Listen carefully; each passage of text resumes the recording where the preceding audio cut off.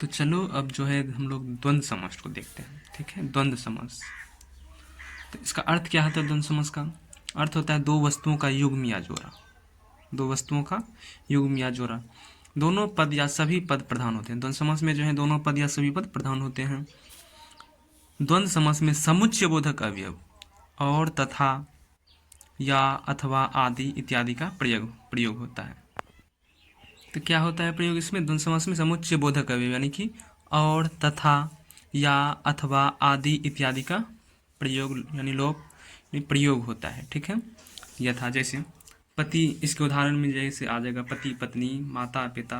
तो पति पत्नी हो गया पति, तो पति और पत्नी, माता और पिता, तो माता पिता, धन दौलत, राम सीता, राम श्याम, राम लक्ष्मण, शिव केशव, यानी कि संज्ञा वाले जो है वो सब आते हैं इतरेतर समास में। ठीक है, तो हम लोग आगे पढ़ेंगे।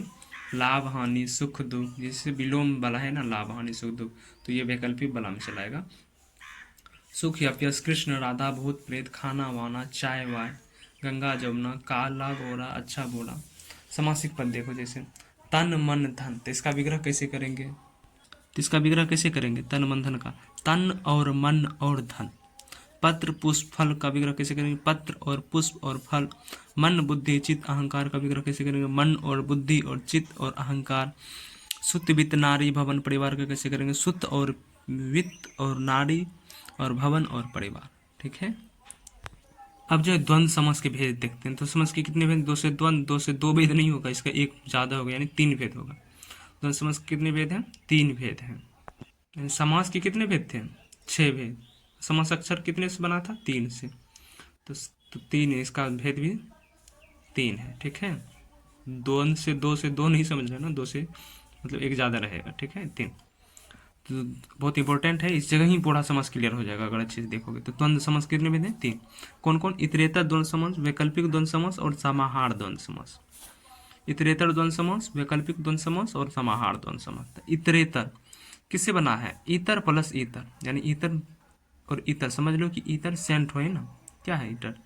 ईतर किसको कहते हैं? सेंट हो। ईतर और ईतर, ईतर भी संज्ञा, ईतर भी संज्ञा। मतलब ईतर संज्ञा नहीं है, मतलब दो दो पद से मिलकर बना है ईतर और ईतर, तो दोनों पद संज्ञा होना चाहिए। क्या होना चाहिए? संज्ञा।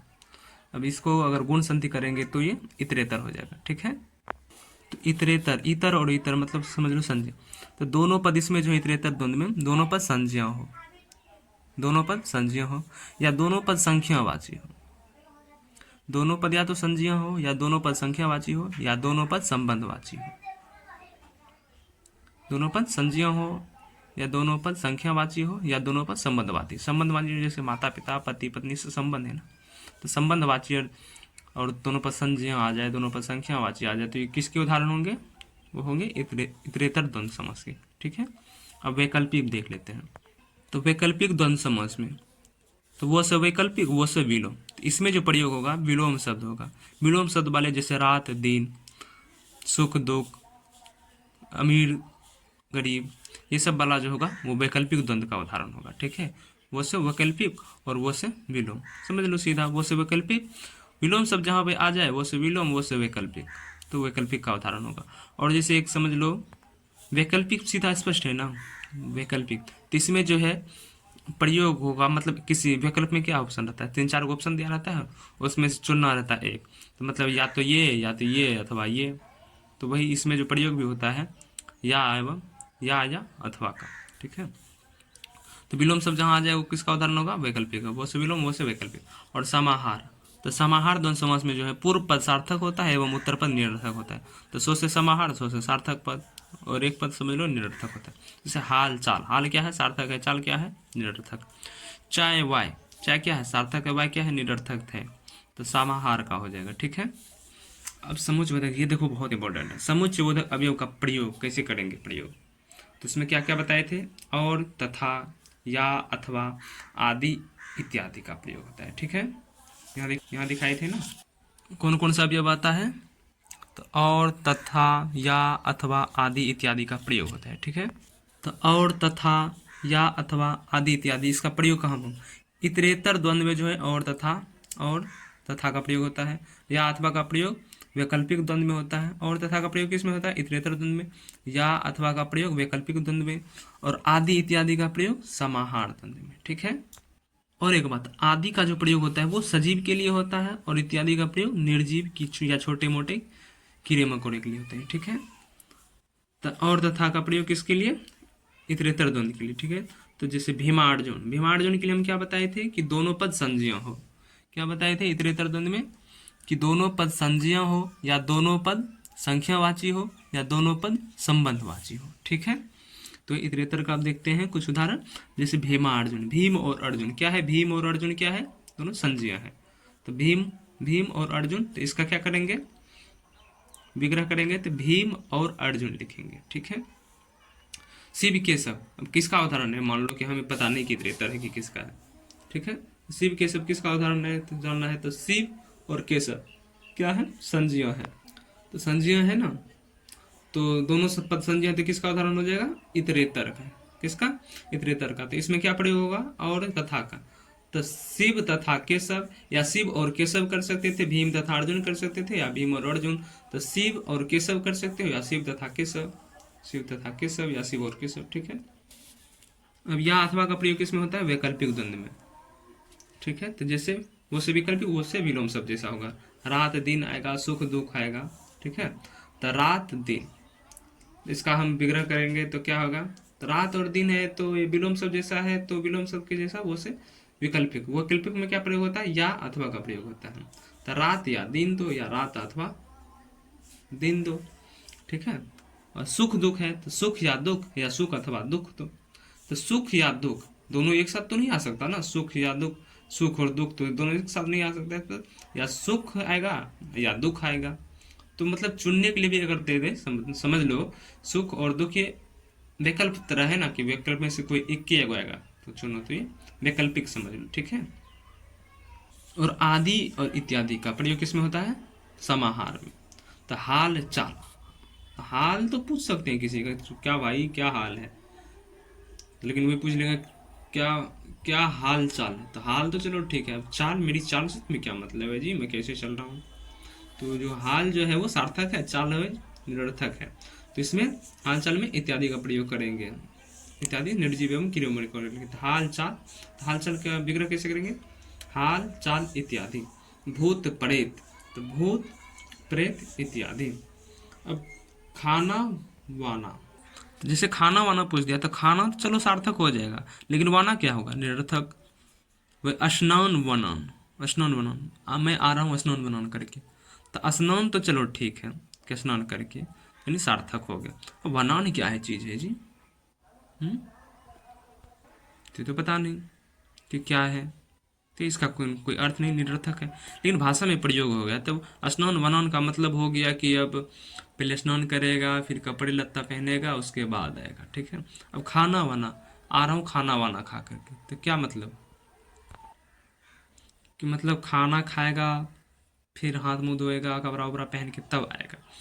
और वही बोल देगा कि आ रहा हूँ रोटी सोटी खा के, तो रोटी तो चलो सार्थक है, अब सोटी क्या है? अब कोई अगर नहीं समझे सोटी, तो मतलब कहेगा कि पहले खाना खिलेगा फिर सोटी, यानी सोटा से मारेगा। तो इसलिए रोटी सोटी, भाषा में कोई शब्द निरर्थक नहीं होता है, उसका कोई ना कोई अर्थ होता है, समझिए। लेकिन निरर्थक बोला जाता है, व्याकरण में निरर्थक बोला जाता है। अब देखो आगे देखते हैं, कुछ रिवीजन पॉइंट है, इंपॉर्टेंट पॉइंट है। एक पद संख्या प्लस संज्ञा, एक पद संख्या प्लस में एक पद संज्ञा होता था, तो वो क्या होता था? समूह बोधक। एक पद कोई संख्या हो, प्लस में एक पद संज्ञा हो, और समूह का बोध कराए, तो क्या होगा? द्विगु समास होगा। ठीक ना। जिसमें संख्या प्लस संज्ञा हो और समूह का बोध कराए, तो वो द्विगु समास का हो जाएगा। यथा यथा चौराहा, ये क्या है? संख्या है, और राहा ये क्या है? संज्ञा है। तो चार राहों का समय ये द्विगु समास का उदाहरण है। और दो पद संख्यावाची हो और किसी तीसरे विशेष का विशेषण बन जाए, तो क्या हो जाएगा? बहुव्रीहि। या एक पद संख्या हो प्लस एक पद संज्ञा हो, एक पद संख्या प्लस एक पद संज्ञा हो, तो क्या हो जाएगा? और किसी तीसरे विशेष का उदाहरण बन जाए, तो क्या होगा? बहुव्रीहि होगा। जैसे चतुरानंद, तो चतुर है आनंद जिसके, तो तीसरे का विशेष कर रहा है, तीसरे की ओर इशारा होती है, बहुव्रीहि होगा। अब दोनों पद संख्यावाची हो, दोनों पद संख्यावाची हो तो वो द्वंद्व समास हो जाएगा, दोनों पद संख्यावाची हो तो द्वंद्व समास। द्वंद्व समास में कौन सा क्या होगा, इतरेतर द्वंद्व का हो जाएगा। दोनों पद अगर संख्यावाची हो तो पढ़ाए थे ना अभी जस्ट पहले, अगर दोनों पद संख्यावाची हो तो इतरेतर द्वंद्व का भेद हो जाता है, ठीक है। यथा जैसे 25, 5 और 20, 64, 4 और 60, यानी ये इतरेतर द्वंद्व का भेद है, ठीक है। इतरेतर द्वंद्व समास का है उदाहरण। तो चलो अब देखते हैं इतरेतर द्वंद्व समास को। इसमें क्या प्रयोग होता है, और तथा का। जब दो संज्ञा शब्दों को मिलाकर समस्त पद बनाया जाता है वहाँ इतरेतर द्वंद्व होता है। जब दो संज्ञा शब्दों को मिलाकर संबंध पद बनाया जाता है तो वहाँ इतरेतर द्वंद्व होता है। और क्या है, दोनों पद अगर संख्या हो या दोनों पद संज्ञा हो या दोनों पद संबंधवाची हो तो वो इतरेतर द्वंद्व का उदाहरण होगा, ठीक है। उदाहरण देखते हैं, जैसे दाल रोटी, तो दाल और रोटी दोनों पद क्या है, संज्ञा है। राम कृष्ण, राम और कृष्ण। माँ बाप, माँ और बाप। तथा भी लगा सकते हैं, दाल तथा रोटी, राम तथा कृष्ण, माँ बाप, माँ और बाप, या माँ तथा बाप। भीमा अर्जुन, भीम और अर्जुन, ये सब संज्ञा है ना। कृष्णा अर्जुन, कृष्ण और अर्जुन। गंगा जमुना, गंगा और जमुना। हाथी घोड़ा, हाथी और घोड़ा। देश विदेश, देश और विदेश संज्ञा है।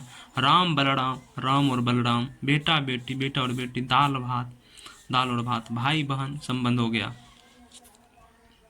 माँ बाप भी वहाँ पे संबंध था, यहाँ पे भाई बहन संबंधवाची उदाहरण हो गया, दोनों पद संबंध है, संबंधवाची है। तो भाई बहन, भाई और बहन। चिट्ठी पाती, चिट्ठी और पाती। नाक कान, नाक और कान। अन्न जल, अन्न और जल। राजा रानी, राजा और रानी। कंद मूल फल, कंद और मूल और फल, ठीक है। और क्या होता है, अनिश्चित संख्या वाचक विशेषण भी कभी जब संज्ञा के क्या है, अनिश्चित संख्या वाचक विशेषण भी कभी जब संज्ञा के समान प्रयुक्त होता है। और निश्चित संख्यावाचक विशेषण भी जब कभी संज्ञा के समान प्रयुक्त होते हैं तो वहाँ भी इतरेतर द्वंद्व हो जाता है। यानी या दो भिन्न भिन्न पूर्णांक बोधक संख्याओं की आवृत्ति, दो भिन्न भिन्न पूर्णांक बोधक की संख्याओं की आवृत्ति जब कभी संज्ञा के समान प्रयुक्त होती है तो वहाँ भी इतरेतर द्वंद्व समास होता है। अब देखते हैं, संख्यावाची समस्त पदों में समास कौन सा होगा, द्वंद्व होगा। संख्यावाची समस्त पदों में समास कौन सा है, द्वंद्व।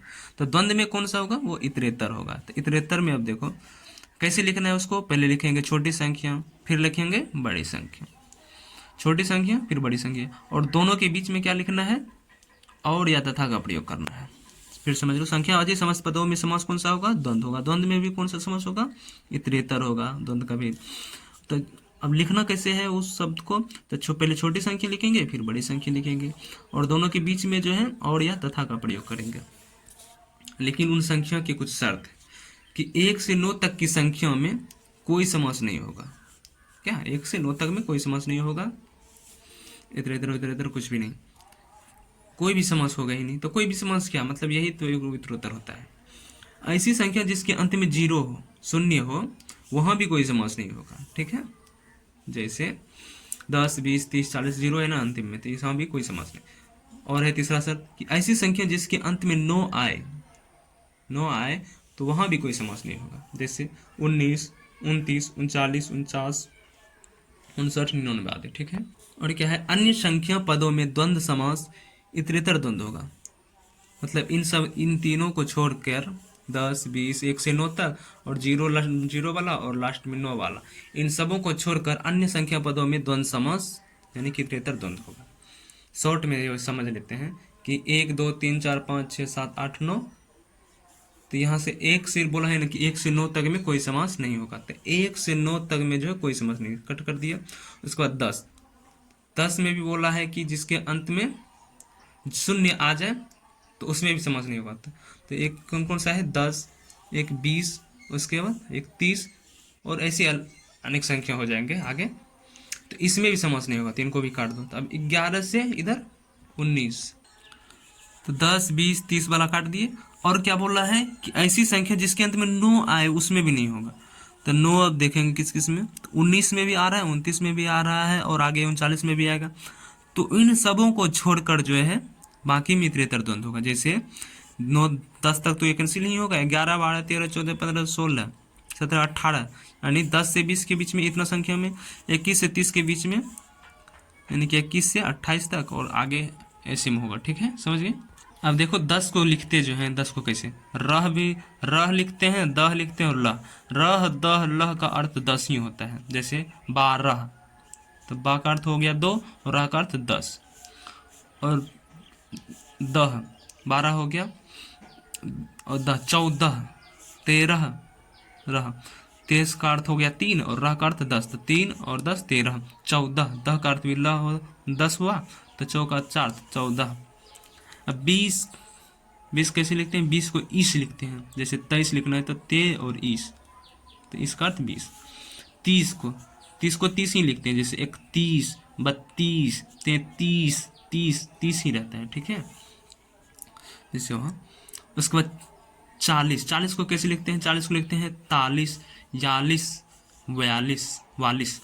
जैसे 41 तालीस है ना, 42 42 है ना, 43 44 लिस है ना, 42 ऐसे। 50 को पन और वन लिखते हैं। जैसे बा वन, वन का अर्थ 50 हो गया, और पन का अर्थ भी 50 होता है। ठीक है, 53। और 60 को 60 लिखते हैं। जैसे 61, 62, 60, 63। और 70 को 70 लिखते हैं। जैसे 71, 71, 72, 73, 70 लिखते हैं। ठीक है, और 80 को 80 लिखते हैं। जैसे 81, 82, 83, 84। 90 को 90 लिखते हैं। 91, 92, 90, 93।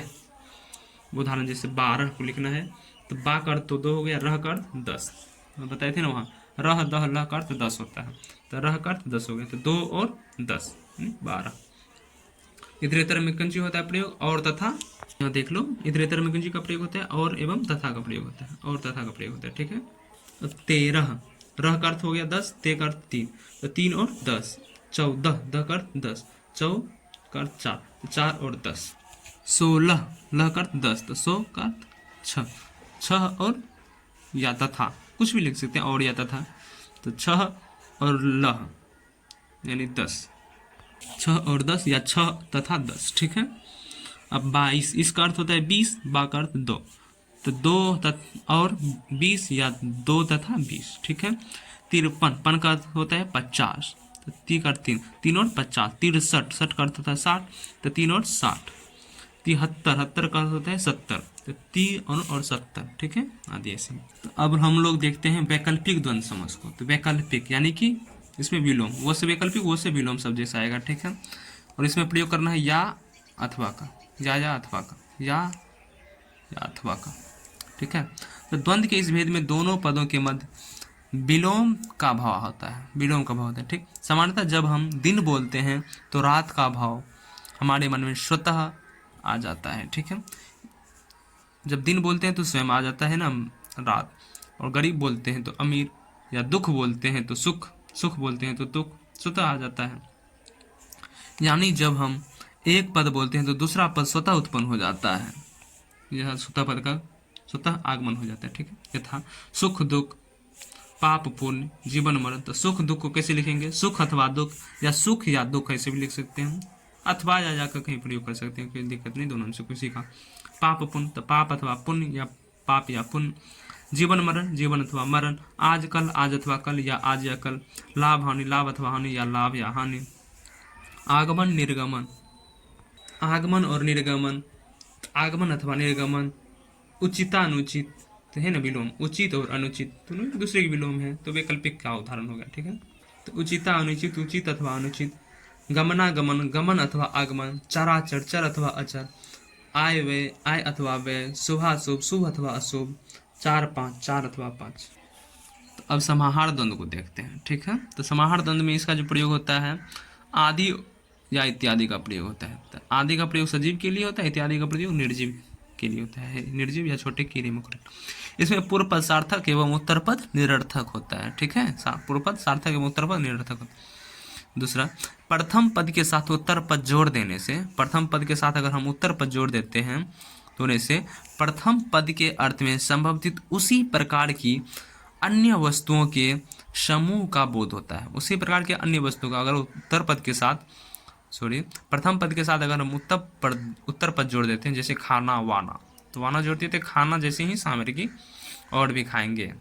ठीक है, तो प्रथम पद अर्थ में संबंधित, प्रथम पद के साथ उत्तर पद अगर हम जोड़ देते हैं तो प्रथम पद के अर्थ में संबंधित उसी प्रकार की अन्य वस्तुओं के समूह का बोध हो, तो ये समस्त पद समाहार द्वंद्व का उदाहरण होता है। समाहार द्वंद्व का विग्रह करते समय विग्रह के अंत में आदि या इत्यादि जोड़ देते हैं, अंत में जोड़ते हैं, ठीक है, बीच बीच में नहीं, सीधा अंत में। तो समाहार एकदम समापन पे, समाहार स्व से समाहार, स्व से समापन, तो समापन पे आदि या इत्यादि जोड़ते हैं, ठीक है। उदाहरण दाल रोटी, तो दाल रोटी इत्यादि। चाय वाय, तो अब किसी को बोल दे चलो यार चाय पी के आते हैं, तो चाय से लगता है कि सिर्फ चाय ही पिलाए। अब उसी को बोल दिया कि चलो यार चाय वाय पी के आते हैं, तो चाय का अर्थ और वाय बोले तो इसका मतलब है कि चाय का मतलब सिर्फ चाय ही नहीं मिलेगा, वाय यानी कि बिस्किट भी मिलने की संभावना है और भी कुछ मिलने की संभावना है चाय के साथ, तो चाय वाय।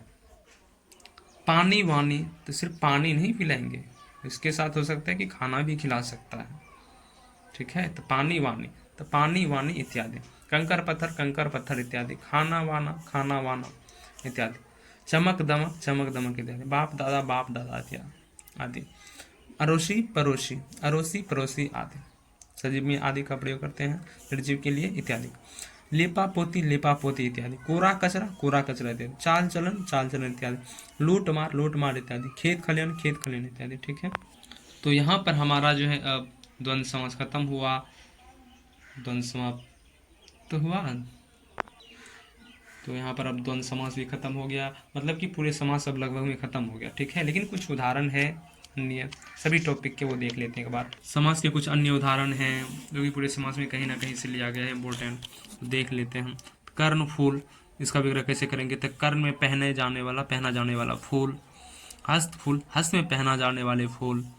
रजत फूल, रजत यानी कि रजत का अर्थ होता है चांदी, तो रजत से निर्मित है जो फूल। स्वर्ण फूल, स्वर्ण से निर्मित है जो फूल। विद्यालय, विद्या के लिए आलय। महाविद्यालय, महान है जो विद्यालय। हिमालय, हिम से निर्मित या आच्छादित है जो आलय। देवालय, देवों का आलय। रसालय, रस के लिए आलय। बैलगाड़ी, बैलों के द्वारा खींची जाने वाली गाड़ी। ऊंट गाड़ी, ऊंट के द्वारा खींची जाने वाली गाड़ी। घोड़ा गाड़ी, घोड़ा के द्वारा खींची जाने वाली गाड़ी। रेलगाड़ी, रेल पर चलने वाली गाड़ी, रेल मिस होता है पटरी। डाक गाड़ी, डाक लाने के लिए गाड़ी। चील गाड़ी, चील के समान है जो गाड़ी। नर बलि, नर की बलि। पशु बलि, पशु की बलि। भूत बलि, भूत के लिए बलि, भूत की बलि कभी नहीं दी जाती है, भूत के लिए बलि दी जाती है। काक बलि, काक के लिए बलि, काक की बलि नहीं, काक के लिए दी जाती है, जो पूर्वजों के लिए जो खाना देते हैं या किसी को काट देते हैं, काक की बलि। बलि पशु, बलि के लिए पशु। देव बलि, देव के लिए बलि। तो चलिए समास जो अब हमारा ख़त्म हुआ, तो धन्यवाद। आप लोग इसको रिवाइज कीजिए, इनका होगा तो हम संक्षिप्त वीडियो भी एक अपलोड कर देंगे, ठीक है। Bye bye, take care.